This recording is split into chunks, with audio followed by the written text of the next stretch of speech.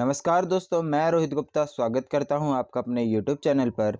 आज की वीडियो में हम करने वाले हैं NIOS क्लास 12th का बिजनेस स्टडीज़ का TMA, जिसका सब्जेक्ट कोड है 319। पूरा का पूरा TMA जो है सॉल्व मिलेगा आपको 1 से लेके क्वेश्चन नंबर 6 तक। और इस TMA के लिए आपको कोई पे करने की ज़रूरत नहीं है। PDF भी आपको बिल्कुल फ्री में अवेलेबल हो जाएगा। अगर आपको हैंड रिटन चाहिए हो तो उसके लिए कमेंट करके ज़रूर बताएं, उसके लिए आपको पे करना पड़ेगा। मैं व्हाट्सअप नंबर आपको दे दूंगा, उस पर आप हमें कांटेक्ट करना। लिंक व्हाट्सअप नंबर आपको डिस्क्रिप्शन में मिल जाएगा। और अगर आपको कोई डाउट हो, हमसे पूछना चाहते हो, तो व्हाट्सअप ग्रुप का लिंक भी आपको डिस्क्रिप्शन में मिल जाएगा। उस पर क्लिक करके आप व्हाट्सअप ग्रुप ज्वाइन कर सकते हो। उसमें पहले से ही बहुत सारे बच्चे जो है ज्वाइंड है, आप भी ज्वाइन हो सकते हो और कोई भी डाउट वगैरह हो वहाँ पूछ सकते हो, या अपने डाउट्स कमेंट करके भी पूछ सकते हो। TMA जो है देना बहुत ज़्यादा ज़रूरी होता है, क्योंकि 20 मार्क्स जो है आपके TMA के लगने होते हैं और आपको पास होने में बहुत ज़्यादा मदद कर देता है TMA, क्योंकि आपको TMA प्लस थ्योरी दोनों मिला के जो है ना 33% मार्क्स लाने होते हैं। Means 100 out of 100 out of आपको कितने लाने होते हैं? 33 मार्क्स लाने होते हैं, जिसमें से 20 मार्क्स जो है TMA के ही लग जाते हैं। बाकी आपका 100 का जो एग्ज़ाम होगा थ्योरी, उसको 80 में कन्वर्ट कर दिया जाता है और 20 मार्क्स जो आपके TMA के डाल दिए जाते हैं। यानी कि आपको कितने और मार्क्स चाहिए होंगे? अगर आपके 20 मार्क्स आ जाते हैं तो आपको 13 मार्क्स और लाने होंगे TMA में, सॉरी थ्योरी एग्ज़ाम में, ठीक है, जो कि 80% में कन्वर्ट करने के बाद होने चाहिए। पहले ही नहीं कि 100 में से ही आप 13 ला रहे हो, 100 में से 13 नहीं, वो कन्वर्ट करने के बाद 13 होने चाहिए, ठीक है। तो स्टार्ट करते हैं TMA को। तो ये अप्रैल 2023 वाले बच्चों के लिए, जिनका एग्ज़ाम जो है अप्रैल 2023 में होने वाला है, तो ज़रूर देखें ध्यान से। कुछ बच्चे पुरानी वीडियोस देख ले रहे हैं, तो जो भी अगर अप्रैल 2023 का TMA होगा ना, अप्रैल अक्टूबर 2023 का, तो उस पर ऊपर मेंशन मिलेगा आपको, या फिर उसके क्वेश्चंस मैच कर लीजिएगा आप, क्योंकि स्टार्टिंग में जो मैंने TMA अपलोड करे हैं उसमें मैंने ये मेंशन नहीं करा हुआ है, लेकिन जो अब आ रहे हैं ना उन पे आपको मेंशन करा हुआ मिलेगा। मैंने और भी सब्जेक्ट के TMA अपलोड कर रखे हैं, लिंक मैं डिस्क्रिप्शन में डाल दूंगा, वहाँ से जाके आप डाउनलोड कर लीजिएगा। तो सबसे पहले हमारा क्वेश्चन नंबर 1 है, answer any one of the following question in about 40 to 60 word. 40 to 60 words में आपको आंसर देना है। इसका ए पार्ट करा है, you want to start a business but you are unaware about the business risk, analyse the factor that cause business risk. अब आपको यहाँ पे कुछ कॉज बताने हैं, फैक्टर बताने हैं जिसकी वजह से बिजनेस रिस्क हो सकता है, ठीक है। तो सबसे पहला है नेचुरल कॉज। ये कुछ कॉजेस दे रखे, जैसे नेचुरल कॉज हो गया, जैसे फायर, फ्लड, स्टॉर्म, साइक्लोन, ये सारे नेचुरल फ्लड्स में आ जाते हैं। इकोनॉमिक कॉजेस, जैसे कि चेंज इन मार्केट कंडीशन, की मार्केट कंडीशन में ही चेंजेस आ जाए। Political causes, fall of government में change license policy and tax policy, की टैक्स पॉलिसी कोई दूसरी सरकार आई तो कुछ और टैक्स पॉलिसी ले आएगी, इस वजह से भी हो सकता है। Human causes, insufficient management and carelessness of employees, ठीक है। लास्ट वाला है फिजिकल एंड टेक्निकल कॉज।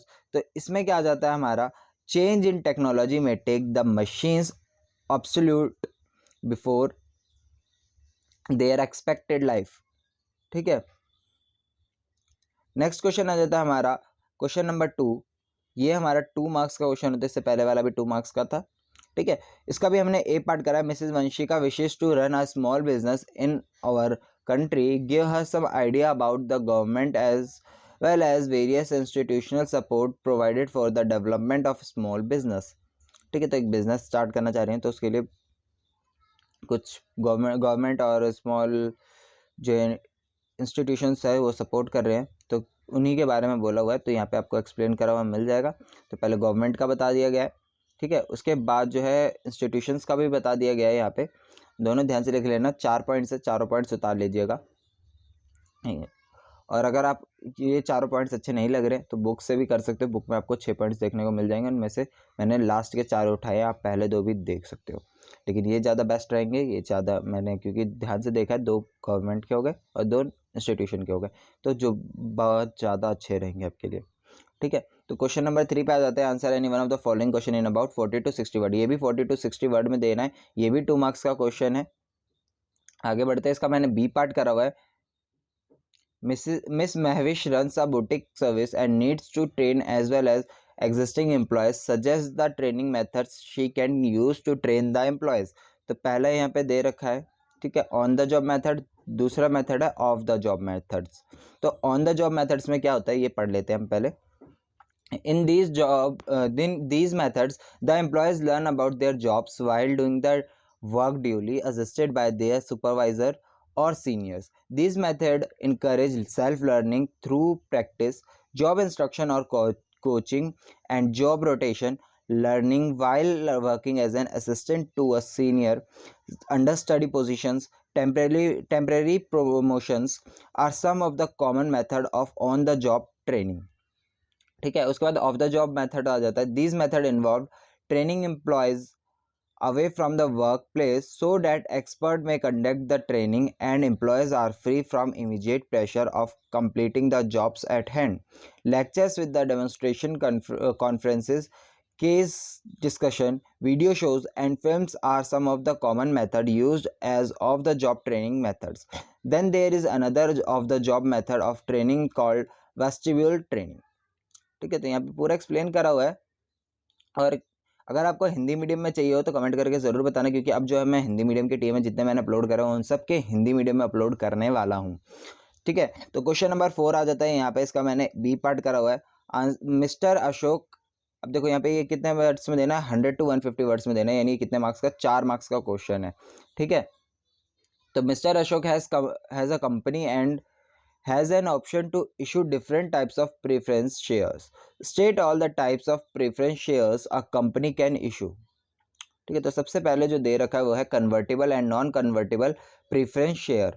इसको यहाँ पे एक्सप्लेन कर रखा है। उसके बाद सेकंड पार्ट जो है cumulative and cumulative preference share. ठीक है, इसको यहाँ पे एक्सप्लेन कर दिया है। थर्ड वाला जो है participating and non participating preference share. इसके बाद आ जाता है हमारा फोर्थ वाला redeemable and irredeemable preference share. Preference shares having a fixed date of maturity are called as redeemable preference share.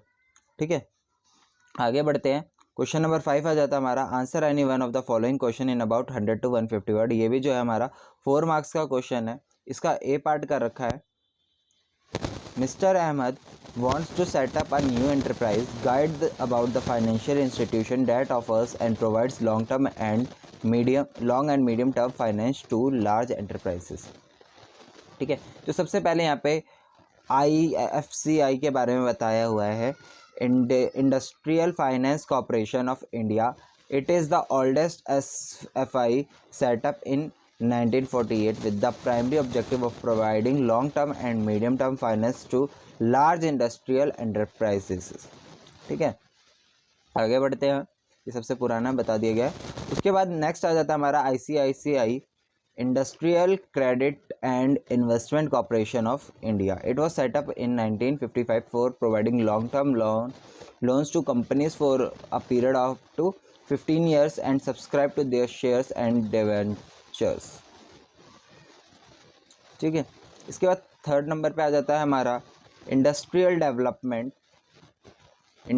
Development bank of India IDBI. It was set up in 1964 as a subsidiary of Reserve Bank of India for providing financial assistance to all types of industrial enterprises without any restriction on the type of finance and amount of funds.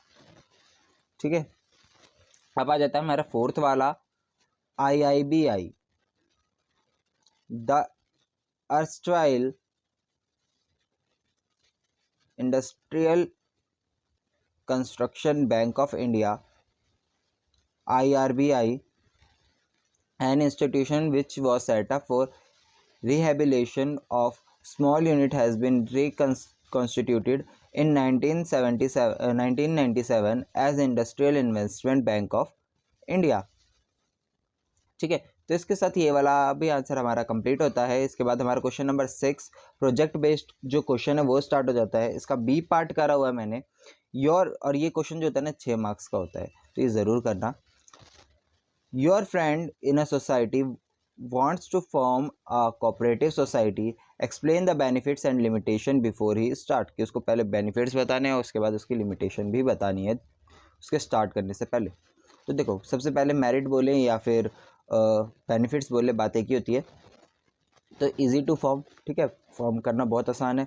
Limited liability, ठीक है, liability जो है limited होती है। Open membership third point हो जाता है। उसके बाद फोर्थ पॉइंट जो है स्टेट असिस्टेंस, ठीक है, फिर स्टेबल लाइफ, फिर सिक्स्थ पॉइंट है जो है टैक्स कंसेशन, सेवन्थ है डेमोक्रेटिक मैनेजमेंट।